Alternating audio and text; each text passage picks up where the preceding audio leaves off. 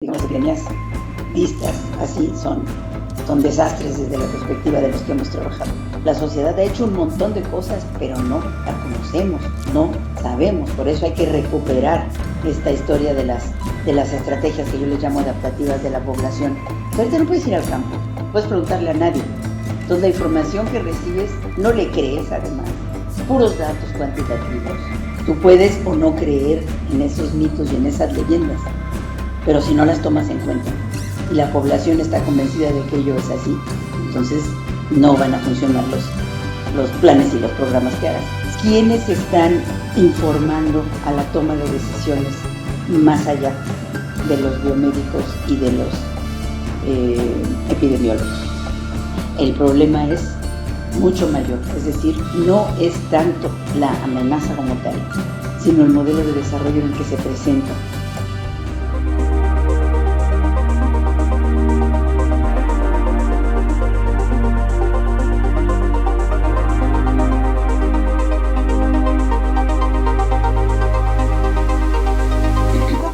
¿Cómo podemos situar esta pandemia, digamos, históricamente? ¿Qué marcas, qué huellas deja este tipo de desastre? Bueno, nosotros hemos trabajado desde lo que llamamos la antropología de los desastres, ¿verdad? Nos decimos entre nosotros, hasta en broma, que somos desastrólogos. No había yo trabajado directamente, y pocos antropólogos desastrólogos, el tema de las epidemias. Nos habíamos concentrado mucho más en amenazas de origen natural, más que amenazas de origen biológico, como sería el caso de un virus como este. Y habíamos trabajado más en ese plan. Sin embargo, ahora que estamos en medio de esto, ¿verdad? A nivel mundial, en lo personal, en lo familiar, en lo profesional, nos empezamos a acercar y he encontrado una beta muy interesante de antropólogos epidemiólogos. El año pasado, a principios del año, se publicó un libro que se llama The Anthropology of Epidemics. La gran parte de ellos son antropólogos médicos y es muy interesante y propositivo. Se publicó por la editorial Routledge y este año apenas a inicios de este año se publicó un libro que se llama The Anthropology of Disasters in Latin America, que yo coordiné. Y entonces resulta que tenemos también por Routledge, entonces resulta que tenemos dos productos, la editorial, bueno, no es lo determinante, ¿verdad? Pero dos productos que tienen títulos similares, que están tratando temas similares, que están con perspectivas parecidas y que sin embargo no dialogan. Entonces, tu pregunta es, ¿qué secuelas puede haber, digamos, de esta pandemia? Y yo creo que tengo varias que les puedo contar, pero una de ellas es encuentro especialistas de dos temas, de dos grandes temas que no se habían encontrado, que tenemos miradas parecidas, en buena parte por los contextos, pero por ejemplo ciertas temáticas como la incertidumbre están trabajadas en ambas. Obviamente el tema del riesgo, el tema de la vulnerabilidad, pero lo primero es por qué no hay este diálogo. En este artículo de Desacatos yo lo que trato es de proponer una agenda de investigación desde la antropología de los desastres de la mano con la antropología de las epidemias, que digamos, epidemias vistas así son desastres desde la perspectiva de los que hemos trabajado. En otras experiencias que tú encuentres con elementos similares, ¿qué es lo nefasto que deberíamos de evitar ahora? ¿O qué en realidad resultó efectivo y deberíamos ahorita estarlo retomando y no olvidándolo y parece que no lo estamos recordando? ¿Podrías darnos algunos ejemplos que pudieran ilustrar qué es lo que de veras tú rescatarías de lo que es lo más importante de aprender de algunas de las vivencias o experiencias del pasado que nos permitieran enfrentar lo que hoy estamos viviendo en esta pandemia? Sí, claro que sí, es parte de esto que hemos estado viviendo a lo largo de todos estos años. De hecho, mi experiencia particular y de otros colegas con la temática de los desastres fue a partir de un evento. como decimos, un proceso de desastre que se materializó en un espacio y en un tiempo específico que fue 1985, los temblores de 1985. Y a partir de allí, yo estaba, de hecho, trabajando otras temáticas y con una iniciativa que salió del CIESAS con el entonces director Eduardo Matos y del Colegio de Antropólogos que lo dirigía Lourdes Arizpe, se lanzó una iniciativa para ver qué podíamos hacer desde nuestras especialidades y yo pues me engarcé en este tema y quién me iba a decir que me iba a dedicar a ello los siguientes 30 años de mi vida, ¿verdad? Y lo primero fue tratar de averiguar qué había sobre sismos en la historia de México, qué existía, qué información, cuándo había temblado, qué había hecho la gente, etcétera. Y empezamos a encontrar una beta riquísima, pero lo que nos interesa es la memoria. Por eso el último libro se llama Historia y Memoria de los huracanes en México. O sea, ¿qué de esa memoria puede ser aprendizaje, inclusive para el presente? ¿Qué nos enseña el estudio histórico y procesual de estas amenazas para poder pensar en algo que creo que es fundamental y que todavía falta mucho por trabajar, que es la prevención? Es decir, tenemos que trabajar en la prevención, particularmente cuando se trata de amenazas como los huracanes, que son recurrentes. O sea, en este país ha habido temblores, ha habido sequías, ha habido, etcétera, pero no sabemos cuándo va a temblar, porque los temblores no tienen una cíclica definida, pero sí sabemos cuándo va a haber huracanes. Un poco la hipótesis con la que trabajamos es, y la sociedad ha estado sentada pasivamente esperando a que llegue el huracán y le destruya la casa, por el amor de Dios que no.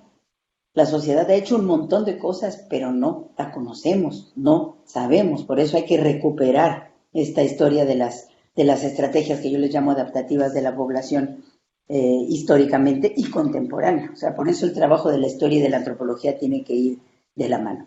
¿Qué es lo que pasa con las epidemias? Y en el caso de las pandemias, que quiere decir una epidemia que se amplifica, que se extiende.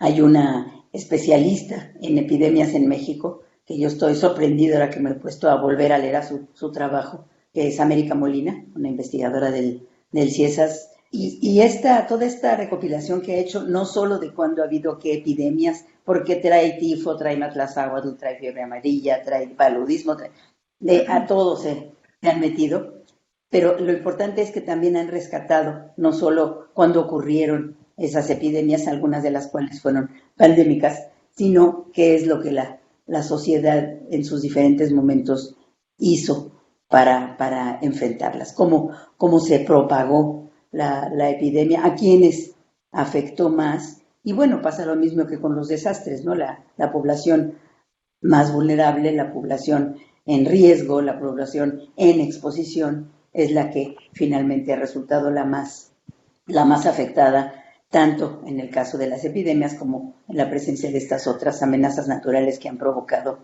desastres. El problema que tenemos ahorita con el COVID-19, con la COVID-19, porque hasta en eso hay confusión, que si es masculino, que si es femenino. La COVID-19 es porque es la enfermedad. Y el virus es el SARS-CoV-2, ¿no? Bueno, el problema que tenemos es que estamos en medio del ojo del huracán, puede llamarlo de alguna manera, y no necesariamente jalando agua a mi molino. O sea, no tenemos ahorita la información necesaria para poder hablar en estos términos como de todos estos otros eventos que tenemos documentados histórica y contemporáneamente. ¿Ha sido la población más vulnerable la más afectada?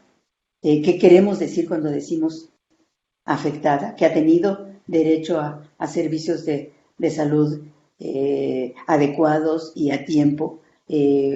Sabemos que, por ejemplo, en Estados Unidos gran parte de la población más afectada son afroamericanos. ¿Por qué? Porque viven en ciertos lugares donde, es decir, hay una serie de elementos que nos imaginamos y que vemos en las noticias y en la información que sale ahorita, pero no nos podemos atrever a llegar a ninguna conclusión. O sea, estamos en medio de la pandemia, la estamos viviendo como yo nunca había vivido ninguno de estos eventos que he estudiado, ¿verdad? Ahorita la estamos viviendo, pero ¿qué es lo que está pasando? ¿Cómo podemos llevar a cabo un análisis más como antropólogos? O sea, ahorita no puedes ir al campo puedes preguntarle a nadie.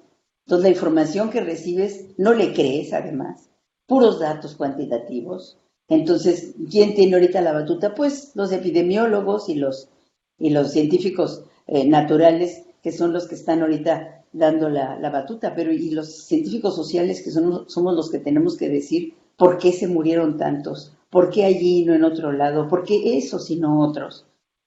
Tenemos que hacer un trabajo cuidadoso, como lo hemos hecho en otros casos de eventos desastrosos, pero nos tenemos que esperar un poquito, porque si no ahorita vamos a tener muchas informaciones, mucha comunicación que está saliendo con prontitud, porque urge tener información y no es la forma como nosotros estamos acostumbrados a trabajar con datos verídicos, con datos extraídos de la realidad real, como decimos, ¿no?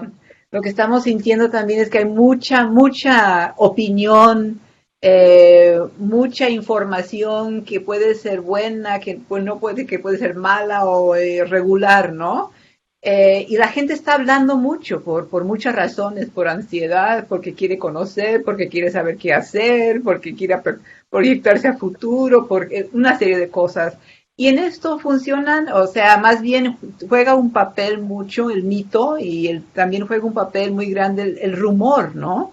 ¿Qué nos puede aportar la antropología en términos de esa riqueza que nosotros tenemos en el estudio del mito, en el estudio de la conversación, del rumor, en cuanto a esta pandemia que estamos viviendo? En los casos de otros desastres, efectivamente, los mitos, las leyendas, las creencias juegan un papel muy importante y si no los tomas en cuenta, entonces pueden resultar fallidas las tomas de decisión por parte de las autoridades. Y les relato una anécdota que ocurrió con unos colegas del CUPREDER, del Centro Universitario de Prevención de Desastres Regionales de Puebla, que han estado trabajando con el volcán Popocatépetl, pero con la población alrededor del volcán. Entonces llegaban los especialistas, los vulcanólogos, los geofísicos, y dicen, es que esta gente trae lo de Don Goyo, y dicen que no se van a salir, que porque Don Goyo les va a decir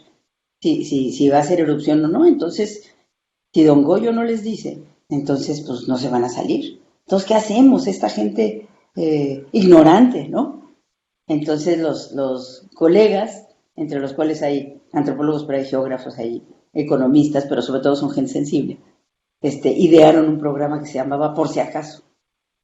Entonces fueron a trabajar con las comunidades y les dijeron, por si acaso Don Goyo no nos avisa, Don Goyo es el que va a avisarnos sin duda, pero por si acaso, y el programa funcionó, digamos, es como un ejemplo muy, muy evidente. Entonces, con ese programa convencieron a la gente que tuviera sus actas de nacimiento en una bolsita de plástico a la entrada de la casa, pasaba algo, pudieran rápidamente por lo menos tener los documentos básicos para que se salieran y después ya les avisaría Don Goyo. Es decir, tú puedes o no creer en esos mitos y en esas leyendas, pero si no las tomas en cuenta y la población está convencida de que ello es así, entonces no van a funcionar los planes y los programas que hagas. Seguramente nos vamos a encontrar con un montón de ejemplos similares en el caso de las enfermedades infecciosas, de las epidemias y de las pandemias. Pero a pesar de la incertidumbre y que vemos incluso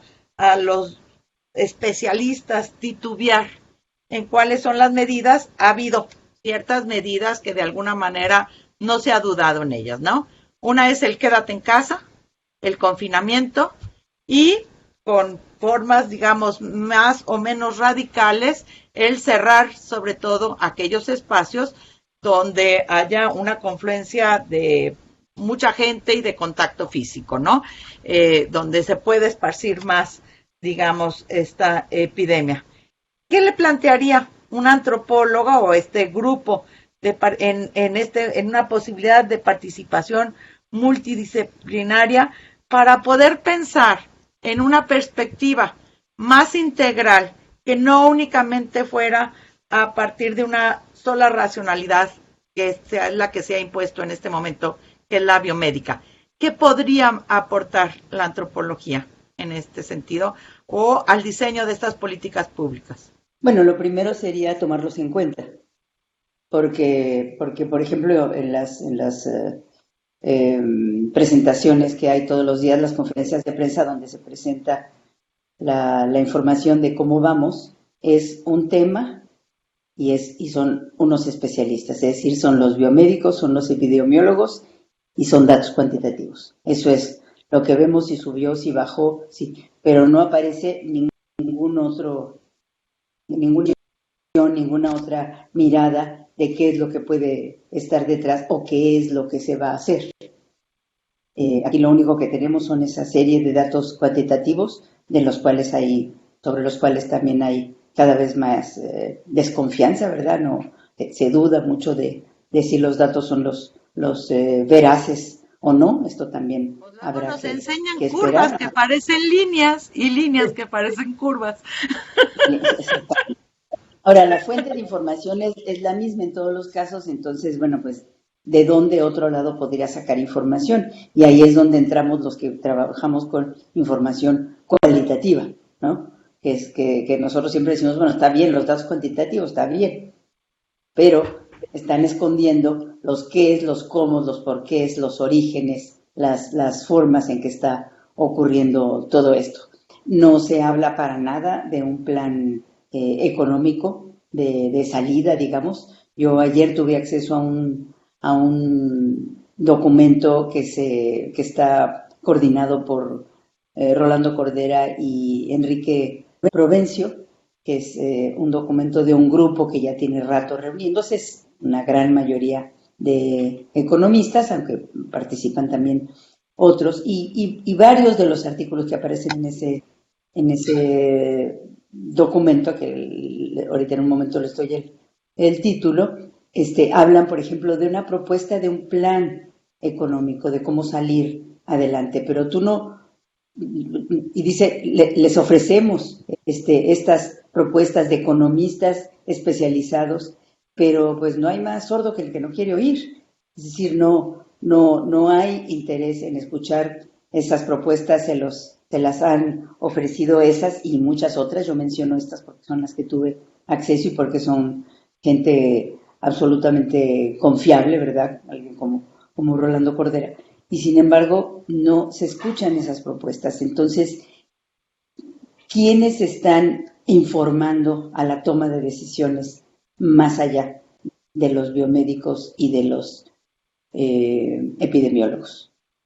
Creo que hay una ausencia, hay un vacío, y no es porque nos hayamos callado, sino porque quizás es un error nuestro, no nos hacemos oír. Pues mi pregunta es, ¿qué perspectivas antropológicas nos ayudan a entender y enfrentar esas grandes desigualdades que han surgido tanto, que se han hecho tan evidentes a lo largo de esta pandemia? Que imagino que en los desastres en general surgen. Hay algunos más vulnerables, otros menos, otros que incluso hay gente ahorita, digamos, en los grandes estratos financieros que están haciendo muchísimo dinero, ¿no? Y otros que están sufriendo de una forma que no tienen opción, tienen que o se enfrentan al virus o enfrentan el hambre. Entonces, que nos pudieras hablar un poquito de lo que nos ofrece la antropología para entender este panorama. Bueno, el problema tanto de los eventos desastrosos asociados con amenazas naturales como de estos asociados con amenazas, digamos, de origen biológico, el manejo y la evolución que han tenido tiene que ver, y el hecho de que cada vez haya más víctimas, es decir, que estos eventos sean cada vez más desastrosos, con mayores impactos y efectos, tiene que ver con el modelo de desarrollo que hemos adoptado. Es decir, es un modelo de desarrollo que refleja exactamente lo que tú decías, es decir, que las injusticias, las inequidades, las desigualdades, la falta de oportunidades, que es lo que siempre decimos, bueno, no es que todos vayamos a ser idénticos porque todos somos distintos, pero por lo menos que todos tengamos las mismas oportunidades, y eso es lo que no hay, ¿verdad? lo estamos viendo ahorita en México, y de donde te estás enterando, por ejemplo, el acceso a los servicios de salud.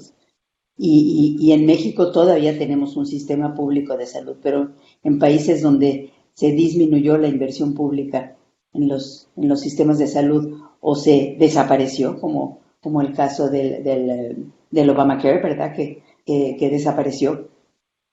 El problema es mucho mayor, es decir, no es tanto la amenaza como tal, sino el modelo de desarrollo en el que se presenta esta amenaza, que se puede convertir en epidemia. Te dice la gente, bueno, no es 1908, Dios, con la mal llamada, es la verdad que ni fue gripe ni fue española, pero esa mal llamada, bueno, se murieron 50 millones de personas. También en la peste negra, en el siglo XIV, en 1360, se murió el 60% de la población europea. Ahora, ahorita dicen, bueno, pues ahorita no son tantos, entonces, pues, ¿cuántos queremos?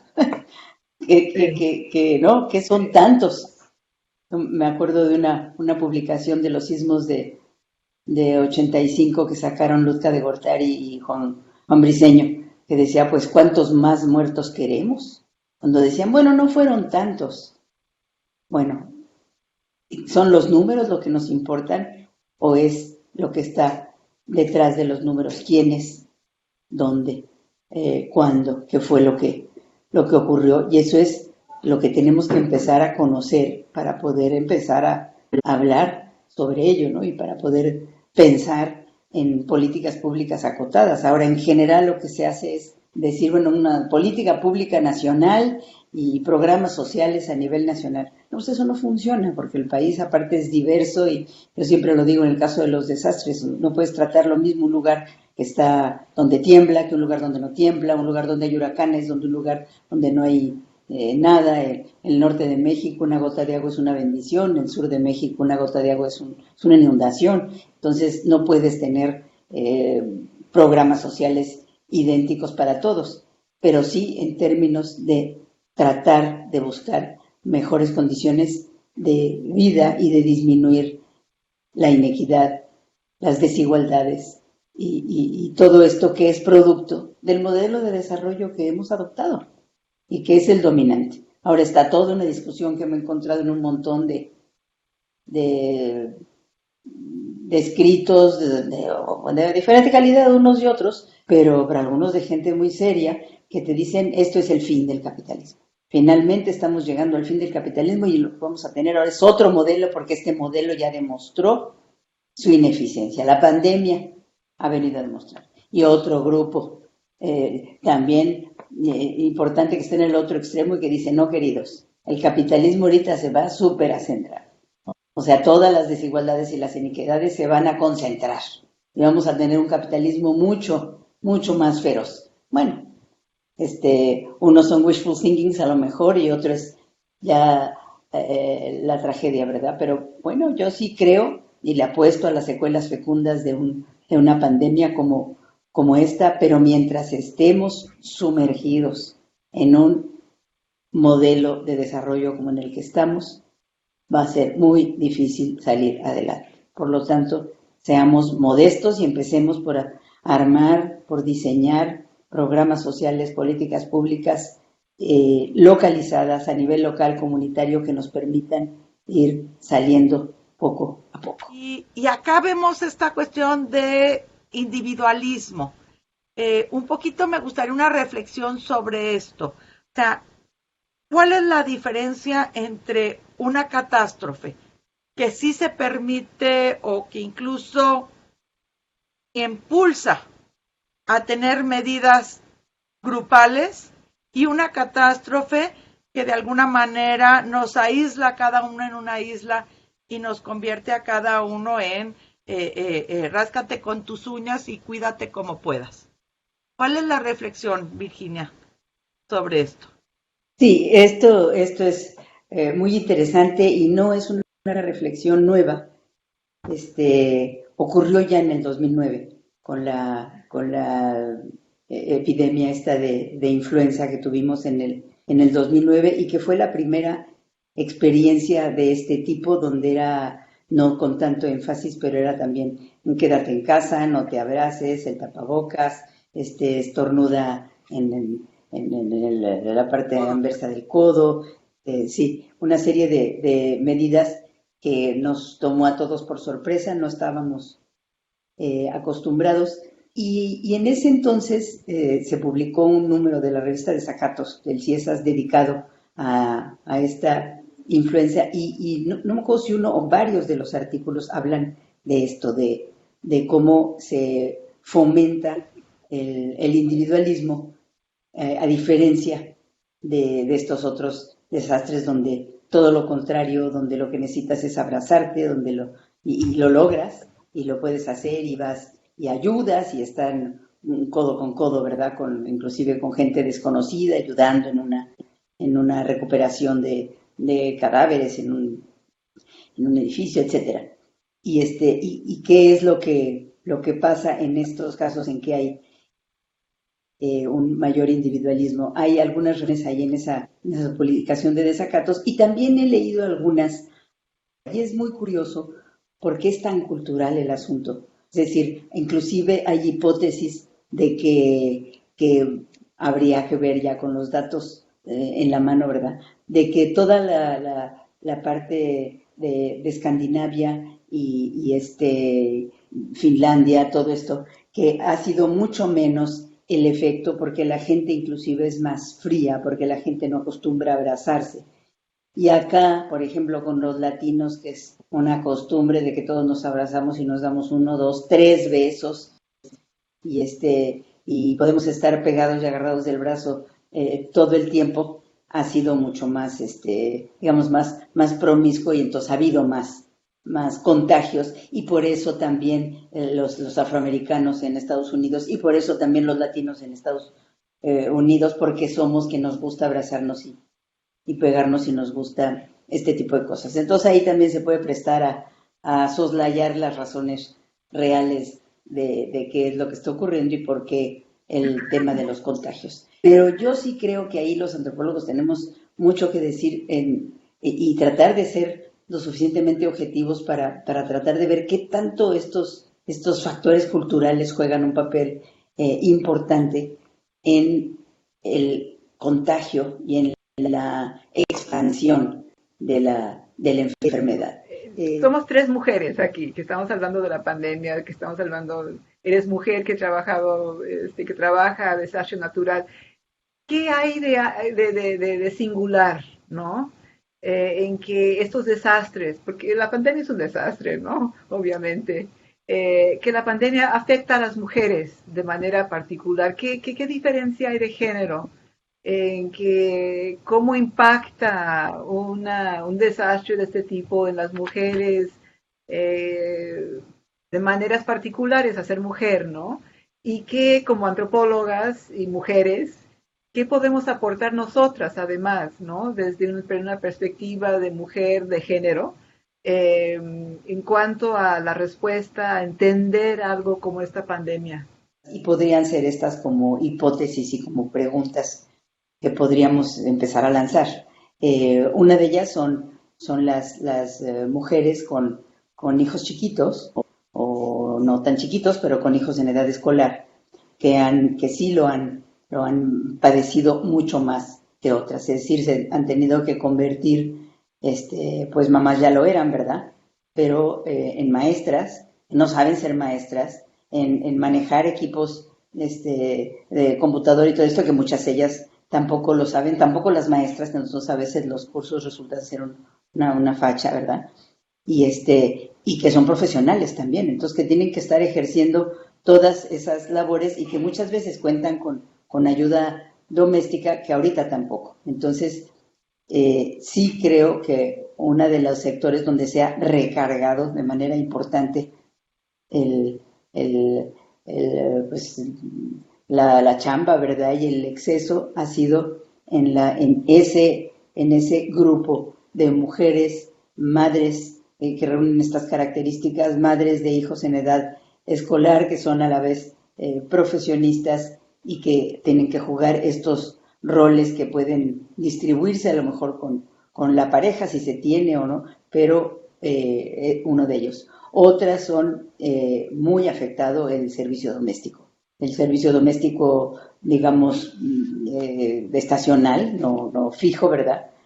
Porque, pues, no en todos los casos siguieron recibiendo su ingreso, pero se les despidió virtualmente, ¿no? Y de eso viven. Entonces, ese es otro sector importante, y muchos de los que hacen trabajo a domicilio, tipo servicio doméstico, que pueden ser profesores, instructores, personas que se encargan de cuestiones estéticas que van a domicilio también, todos esos perdieron la chamba. Y gran parte de quienes se dedican a estas tareas son mujeres. Entonces yo creo que habría varios sectores perfectamente identificados simplemente por lo que hemos visto y vivido, pero para poder hablar con mayor certeza, ¿verdad? Tendríamos que obtener la información de primera mano y no como ahorita todo lo que está saliendo o mucho de lo que está saliendo, que es así como la intuición y lo que yo vi y una persona me dijo en la calle y la señora que trabaja en el servicio doméstico de mi casa, no, perdona, pero eso no son informaciones para poder hacer un análisis serio, pero yo creo que sí tenemos como algunas ideas en el caso de las mujeres en particular, cuáles fueron las más afectadas. Me parece que en el campo quizás haya menos esta distinción, pero habría que verlo. Por otro lado, el papel de las mujeres en otro aspecto completamente distinto lo sacó a relucir el antropólogo Luis Reigadas en un documento que distribuyó a través del órgano de difusión del Colegio de Antropólogos, del OSEAS, un documento que escribió Luis Reigadas de la Autónoma Metropolitana de Iztapalapa, que hace 5 propuestas para después de la pandemia, desde la perspectiva de la antropología, y pues yo se los sugiero ampliamente porque son 5 propuestas de diferente nivel, unas muy macro y otras más micro, pero una de ellas es pugnar porque el mundo esté dirigido por mujeres. Dice, los países en los que menos peor les ha ido con la pandemia son los países que están dirigidos por mujeres. Y empieza a enumerar los casos y coincide con estos países a los que yo me he referido antes, ¿verdad? Algunos, pues, ejemplares de qué daríamos porque tener alguna de esas mujeres gobernando nuestro país, pero es otro tema que ahorita es como intuitivo, les ha ido mejor, pero ¿qué políticas públicas tomaron esas mujeres que resultaron más efectivas en un caso de una pandemia? Y sobre todo, ¿tomaron esas decisiones de política pública por ser mujeres o no? Porque siempre existe ese tema. Entonces, pones en la mesa, Olivia, yo creo que un tema muy importante de las mujeres en general en esta pandemia y después de la pandemia hay un montón de temas que podríamos atender tanto en lo positivo como en lo que les puede haber afectado en términos negativos. Hemos escuchado, y tú misma lo mencionaste hace ratito, como distintos antropólogos, sociólogos, economistas, y no se diga, obviamente, sacerdotes y pastores religiosos, pues han hablado de la pandemia provocada por el COVID-19 como un milenarismo, ¿no? Algo que está anunciando el fin, para algunos el fin con el inicio de un nuevo mundo, ¿no? Y esto pues es muy propio, digamos, de obviamente los desastres y los momentos de crisis, pues abren esta interpretación apocalíptica de algo está muriendo, algo está cambiando, algo está dejando de ser, es un fin de era y va a empezar algo nuevo, ¿no? ¿Tú crees que estamos ante el fin de algo y el inicio de una nueva era? ¿Crees que hay algo que vamos a decir antes del COVID era así y ya no va a volver a ser así? ¿O crees que es únicamente una percepción por el momento, momentáneo? Fíjate que es algo que ocurre siempre que hay un evento desastroso de grandes magnitudes. En el pasado era mucho más común, sobre todo por esta asociación de la presencia de estas amenazas naturales o biológicas enviadas como un castigo divino. Y entonces sí era mucho más común el hacer esta asociación, con que era un antes y un después. ¿Por qué? Porque era algo que estaba fuera de nuestras manos. O sea, no se trabajó más en la presencia de estas amenazas como naturales, porque los desastres no son naturales, lo que son naturales son las amenazas. Los desastres tienen un alto componente social y yo siempre digo que los desastres no son naturales, pero hasta que empezó a desarrollarse en la etapa de la ilustración todas estas ideas racionalistas, la investigación científica, y se empezó a identificar que se trataba de fenómenos de la naturaleza. En un principio no se podía decir mucho al respecto porque llegaba la Inquisición y te daba palo, ¿verdad? Pero empezó a desarrollarse toda esta idea de, bueno, pues no son un castigo divino, no son externos, sino son internos, son parte de la dinámica del planeta, etcétera. Sin embargo, todavía hoy encontramos todas estas, muchas de estas mitos, leyendas, creencias, convicciones de que está fuera, de que viene de fuera, que es sea castigo o no, pero que es algo que viene de fuera. Y yo creo que todas estas concepciones de milenaristas están asociadas con estas ideas, ¿no? O sea, es algo que está fuera de nuestro control como humanos, es algo que viene de la divinidad, es algo que viene de otro lado, y entonces en realidad no podemos hacer nada. Cuando empezó a cambiar toda esta idea a fines del siglo XIX, ya principios del siglo XX, de bueno, sí se trata de fenómenos naturales, sí, claro que allá está Dios, pues, ¿cómo no va a estar, no? O sea, él ahí está, pero los podemos estudiar, los podemos entender, y entonces empezó a cambiar un poco esta concepción. Sin embargo, la gran mayoría, y de eso pues tú sabes mucho más, René, todas estas grupos que tienen estas concepciones milenaristas sí funcionan mucho en este sentido. Entonces es muy probable que la respuesta a esta pregunta que tú me haces tenga diferentes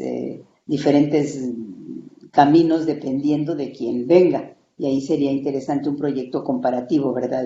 De esto puede ser el fin y el principio de algo o no, porque va a tener que ver mucho, creo yo, con estas concepciones providencialistas, con estas concepciones de que todo esto viene de otro lado, ¿no?